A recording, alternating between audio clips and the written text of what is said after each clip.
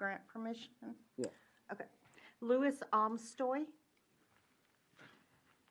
A little bit unprecedented for me to say this, but after the professor over here gave us the lecture about the Fourth Amendment and the First Amendment, I had to get up and say something about this because that's my business, is the First Amendment. Now, if I hear everybody behind me and I listen to their arguments, well, not necessarily their arguments, their nonsense, basically, I'm going to put this out there because this is important for you guys to understand. How many of you have been to Vegas? Who's been to Las Vegas in the last 25 years?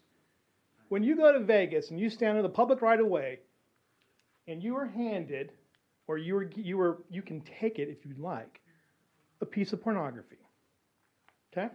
That is protected under the First Amendment. Now, the way that Clark County handles this is they say if they try to put it in your hand, that's a violation of their code. Okay? But it is a First Amendment privilege to have pornography or strippers or escort services provided to those people who are walking in the public right-of-way on the sidewalk. Okay? Are we going to do that here? Is that what we're going to allow? Now, if you have a religious tract, my assumption is in the right-of-way, and let's give an example here in Kerrville, Mr. Hurd, who was discussing his dislike of people of a certain persuasion or lifestyle, whatever you want to call it.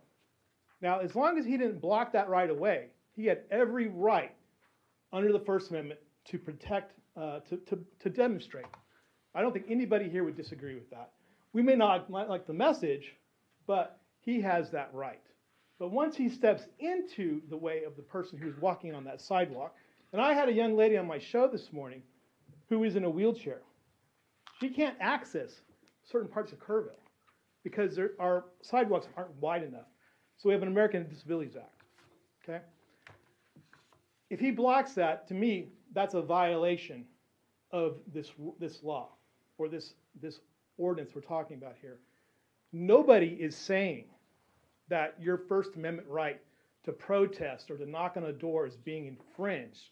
If you actually read the ordinance and you understood the Constitution of the United States, you would see that this ordinance is written for that. And oh, by the way, every single city in the state of Texas has a similar ordinance. Almost all of them run by the police department. But yet we have to listen to complete nonsense over and over again, including conflated issues here that are not true.